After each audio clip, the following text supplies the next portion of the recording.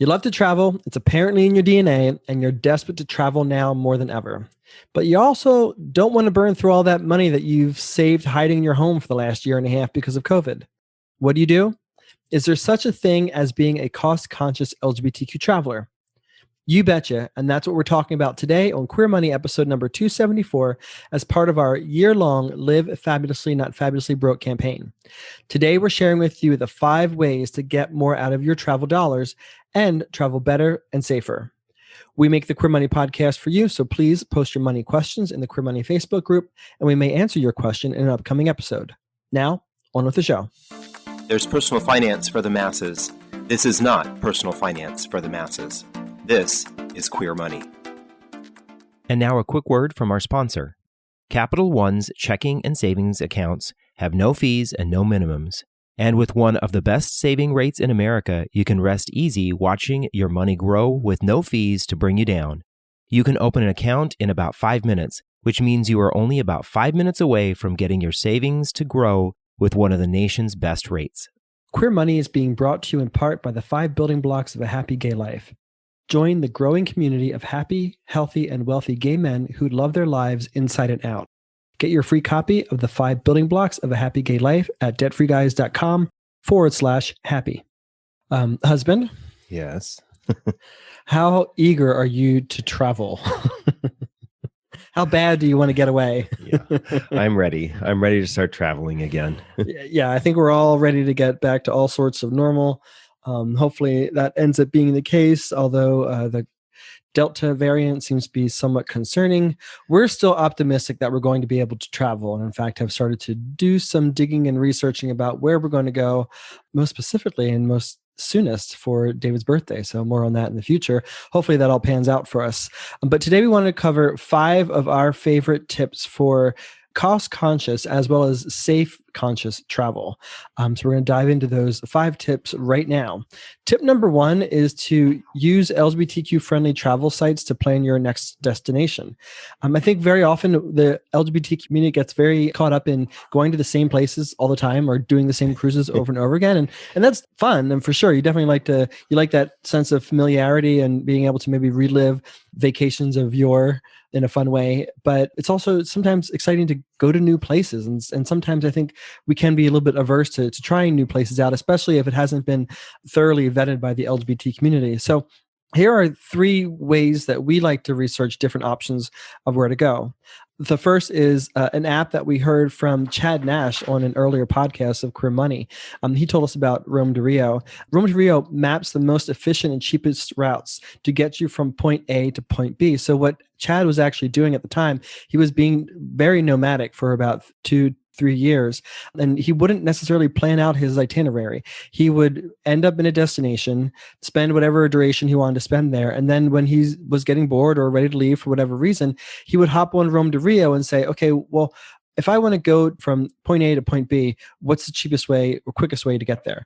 And Rome to Rio would kind of give him that itinerary. Now, it's not always the quickest way. I Right. need to correct. Right. Not always the quickest way, but very often it is the cheapest way. So if you're flexible to being able to have multiple layovers or going a somewhat circuitous route to getting to point B, it can save you a lot of money. So for example, if you're in Brussels and you want to get to Cape Town for whatever reason, Rome to Rio will be able to get you there and will provide the cheapest paths possible. Yeah, I think the flexibility thing is an important thing to call out there, because sometimes they're going to point out that the travel dates that you may typically want to travel on, a lot of folks want to leave on a Friday or a Saturday and come back on a Saturday or a Sunday. That may not be the cheapest way to do it. And so they're going to point out some cheaper ways to do it, which with flexibility in jobs these days, being able to work from remote locations, you may be able to cut the cost of your trip a little bit by sticking around for an extra day or traveling on a day you wouldn't normally travel and then working on a day that you would normally be actually on vacation. So it may be a way to get there in a more cost-conscious way. Our second favorite app is Skyscanner. I think this is becoming a much more popular app than what it was when we first discovered it. Skyscanner searches the sky for the cheapest flights to get you from one location to the next, which isn't novel in and of itself. But what is interesting is that it relies 100% totally and completely on algorithms to find the cheapest flights for you. So Skyscanner doesn't have any relationships with any kind of airline. So there's any of the suggestions that they provide you are completely and wholly unbiased. So you know that you're getting the cheapest recommendations possible. And then tip number 3 here, using LGBT-friendly travel sites, is to use the LGBTQ travelers that are quite prolific in the industry, such as the Nomadic Boys and the Globetrotter guys, both of whom are on our article at debtfreeguys.com titled 50 plus awesome gay blogs and more you must see. They have tons and tons and tons of experience and have a lot of information about traveling all over the world. So if you're thinking about going to a destination you haven't gone to before, definitely check out their sites, because they probably have, between the two of them, they probably have been to wherever it is you want to go, and you can find out all the ins and outs of traveling to that particular destination. Yeah. We'll also throw in, if you listen to episode 264, you remember we interviewed Brent and Michael, who have the website Brent and Michael Are Going Places. They are a gay couple who have been living a somewhat digital nomad life. Even during COVID, they were moving from one location to another, and they have a lot of tips. And on their website, they go into some topics that most of the time you don't see on a lot of the LGBT, quote unquote, LGBT travel websites. Maybe some information that is more along the lines of how you can slow travel or travel for a longer period of time. They'll have that kind of information. Exactly. Then if you want to get more tips on travel apps that you might want to consider, we encourage you to listen to Queer Money episode number 131, where we listed a whole bunch on that particular episode. And then one of the best ways to keep costs down when you travel is to use cash or pay with the money that you already have, and avoid high interest rate credit cards. Many of us come back with credit card hangovers, and that's something you want to avoid. Yeah, exactly. With that, we suggest opening up a savings account with Capital One. You can open that savings account online. It has one of the best savings rates available in the country, and Capital One is there for the queer community 365 days a year, as evidenced by the fact that they sponsor this very podcast that you're listening to today. Right. Thank you again, Capital One. All right. So number 2 on our list of things to keep in mind when you're trying to be cost conscious and travel conscious is to pack lightly no matter how far or long you're going. This is hard for some people. Yeah, exactly. I think that there is this depiction in the media, especially entertainment, of folks when they travel taking 3, 4, 5, 6 bags, right? And we all know that the folks that are doing that kind of travel are the kinds of people who are packing their Louis Vuitton bags. They're not cost conscious, right? No. They're the people who are blowing either money they have or don't have, right? So that's not who we're being. Right, exactly. So if you want to cut down on costs, because airlines have shifted fees away from the flight into other things such as luggage fees, you want to be careful and try to pack a little bit less. And this is really the case if you're traveling internationally. In the US, we're accustomed to either not having any baggage fees on certain airlines or having flat fees. And in Europe, in Australia and New Zealand, we experience this, that you oftentimes will get charged based on the size and the weight of your luggage. So the more you want to take with you, the more you're going to end up having to pay when you're traveling, especially when you're traveling abroad. Yeah, we talked about this as well with Mike and Dave on Queer Money episode 264. I think not only does traveling lightly save you money, and this was a real struggle that I had. The first time that David and I traveled extensively was when we went for 30 days down in Australia and New Zealand.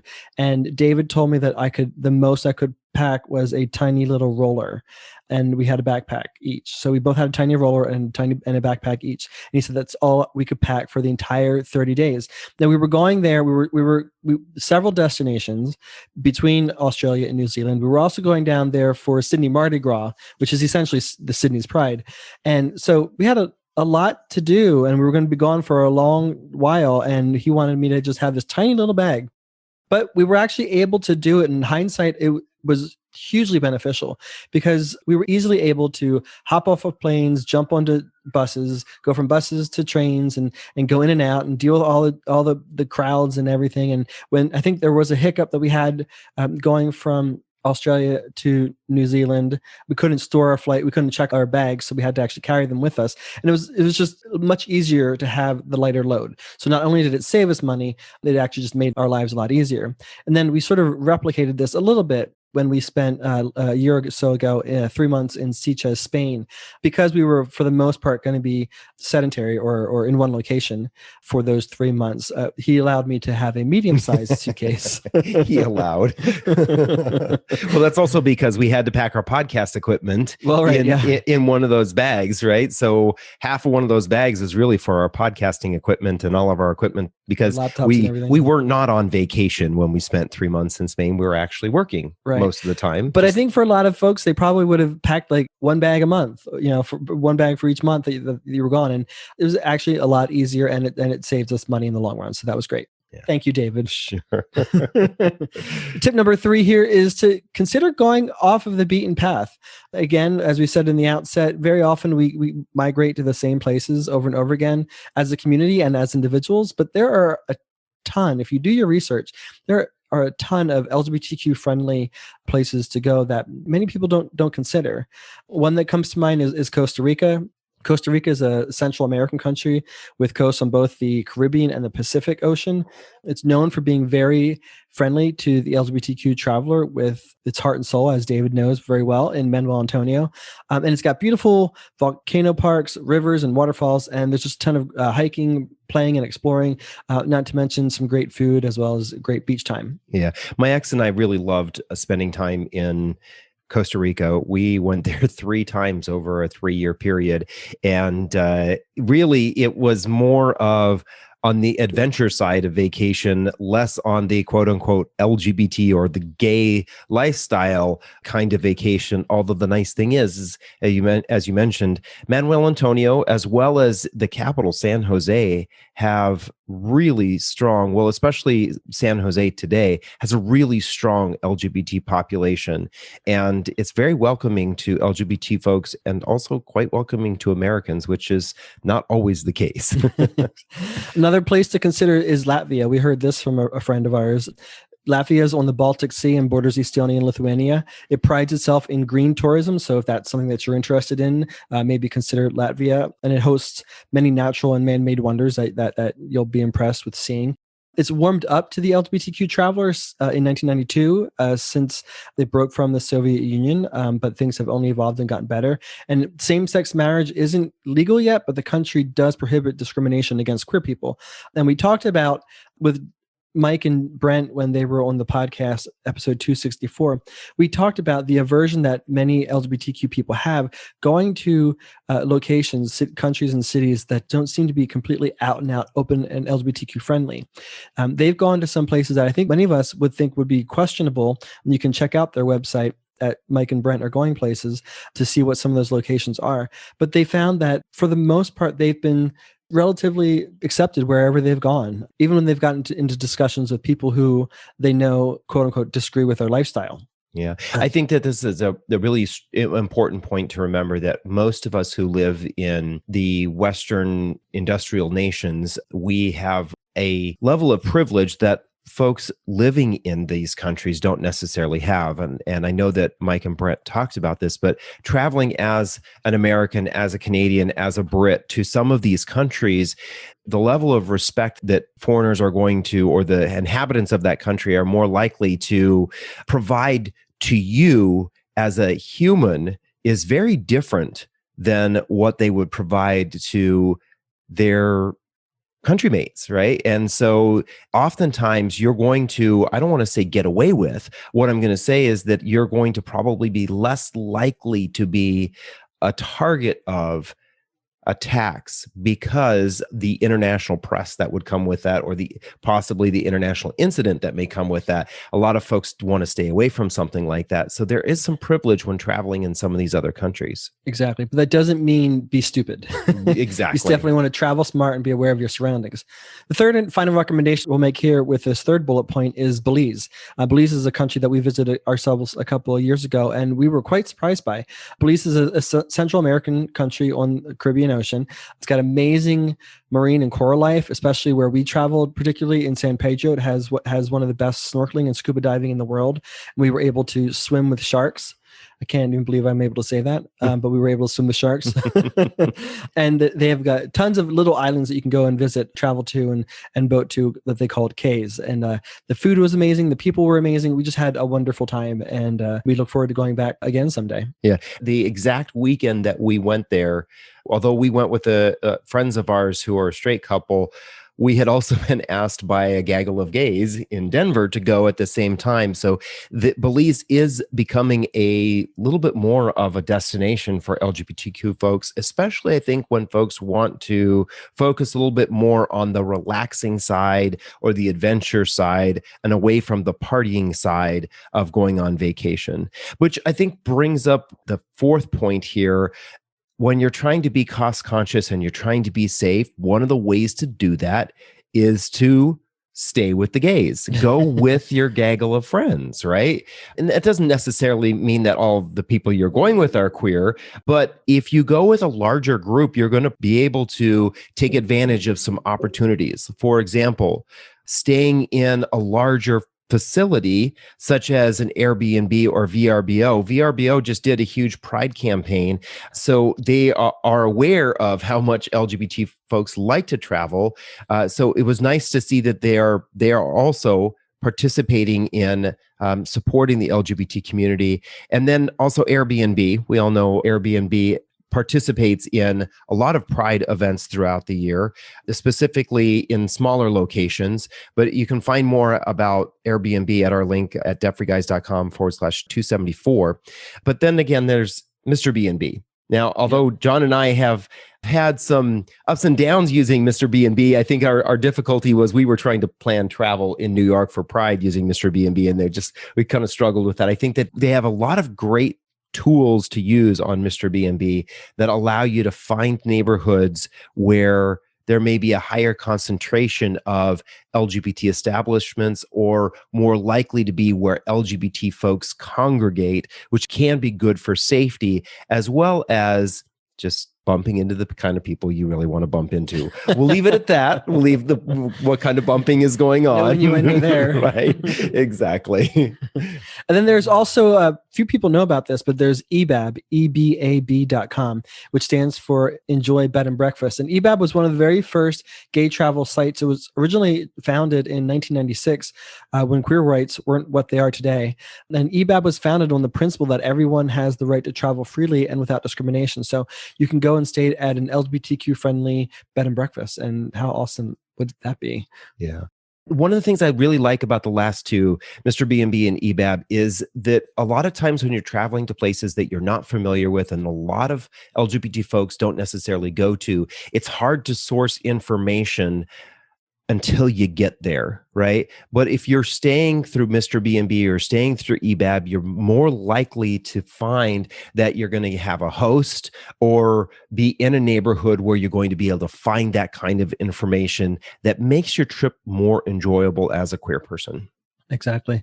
And then our final tip number 5, is to stay safe. To reiterate what we said earlier, don't be stupid. No matter how LGBTQ friendly the destination is that you're going to, you always want to be smart. You want to be aware of your surroundings. You want to make sure you're around people that know, love, and support you. So you want to do your homework before, especially going to some of these off the beaten path locations. Maybe visit the U.S. State Department's page on LGBTQ travel. There's a lot of information that's constantly updated there. There's also a website called Equaldex, EQUALDEX.com, and that shares LGBTQ rights and news from all around the world. So anytime there's something positive or negative going on as it affects LGBTQ rights, it'll be updated there. And then there's also 76crimes.com, which reports on LGBTQ news from the 76 plus countries in the world where homosexuality is still illegal. And I know that you're saying, why would I ever travel someplace where it's illegal? But as we've said in the outset, we know several people who are going off the beaten path, traveling to destinations that many people would think would not be wise or fun or smart, but they've actually had some great experiences there. So if that's something that you're looking to do, you want to be a little bit adventurous, check out 76crimes.com. If you're worried about travel, especially when it comes to safety, go back and listen to episode 254, where we interviewed Bobby Lee about whether or not travel insurance is worth it and the types of travel insurance. He really adjusted the way we think about travel insurance, because a lot of what you are typically sold as travel insurance really isn't insurance. So you may want to go back and check that episode out. And that episode with Bobby Lee was also part of our year-long Live Fabulously, Not Fabulously Broke campaign. So take a listen to that and the other episodes that we recommended throughout this particular episode and follow those 5 tips, and you're bound to have some great travel. Now stick around for the takeaway. This podcast is sponsored by Capital One. Capital One is redesigning the banking experience by offering simple, straightforward, and seamless ways for you to bank from almost anywhere. So banking fits into your life, not the other way around. Join our movement to build a community of happier, healthier, and wealthier gay men by getting your free copy of the 5 building blocks of a happy gay life at debtfreeguys.com/happy. Thank you for listening to another episode of Queer Money. Here's your Queer Money takeaway from this episode. Look, we get it. It's easier and funner to hop online and book your hotels and flights with a click of a few buttons, regardless of cost or consequence. But you also don't want to return from vacation with a credit card hangover. So be smart and strategic when booking your cost-conscious LGBTQ travel, and follow some of the 5 tips that we shared today. Then join us next week for episode 275 of the Queer Money Podcast, when we discuss 7 ways to fight inflation, a hot topic today. Again, we make the Queer Money Podcast for you, so please post your money questions in the Queer Money Facebook group. We may answer your question in an upcoming episode. Thank you, and have a great week.